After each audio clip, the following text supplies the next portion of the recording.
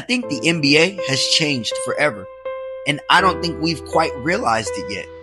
And it's not because today's players are softer, and no, not because today's stars aren't as talented. I think the way we measure greatness is actually about to change forever. Question: when was the last time you watched a superstar win 4, 5, 6 plus chips? We have the staple guys: Jordan, Kobe, Tim Duncan, Steph, LeBron. Now stop for a second. How many players in today's NBA do you honestly believe are going to get there? Not asking who's talented enough to get there. I'm asking who's actually going to have the runway to get there. Because I think that's the part everybody seems to be missing.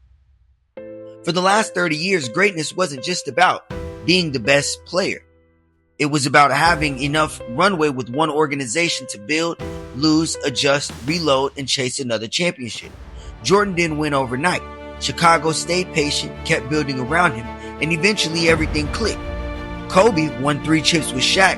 That chapter ended, Lakers rebuilt around him, and 6 years later, he won 2 more with a completely different supporting cast. Tim Duncan won his first chip in '99. His last came 15 years later. 15 years of San Antonio continuing to build championship teams around the same superstar. Steph won 3. KD left, the injury bug hit, and everyone thought the window was closed. They rebuilt, stayed patient, and built another championship team. See the pattern? Every one of those legends had something today's superstars might not have anymore. Runway. Enough runway to draft. Enough runway to develop. Enough runway to maybe make some mistakes along the way. Runway to rebuild around a superstar without blowing up the entire roster. That used to be the blueprint. You know, you stay together, you build together, and eventually you win together. Right? So let's take the Celtics, for example. Drew, KP, and Al all get moved last offseason. Then this offseason, Jaylen Brown gets traded.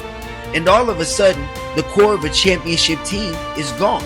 And what really caught my attention wasn't just the trade itself. It was hearing Boston talk about the financial reality of building a contender under the league's new rules. And so the conversation wasn't only about basketball anymore. It was about whether keeping a championship team together was even financially realistic. That should make every fan base in the NBA pay attention. Because if it can happen to the Boston Celtics, then who's next? Is it Oklahoma City? Is it the New York Knicks? San Antonio, maybe a few years from now? With the potential move of LaMelo Ball, the Minnesota Timberwolves? Maybe this isn't a Celtics story at all. Maybe it's the future of the NBA. And if that's true, then maybe we've been asking the wrong question this whole time. And instead of asking who's going to win 4 or 5 championships, maybe we should be asking whether today's NBA even gives superstars enough runway to build that kind of legacy. So I started researching every superstar in today's league, not to rank who's the best, but to figure out who actually has enough championship runway left to build a dynasty.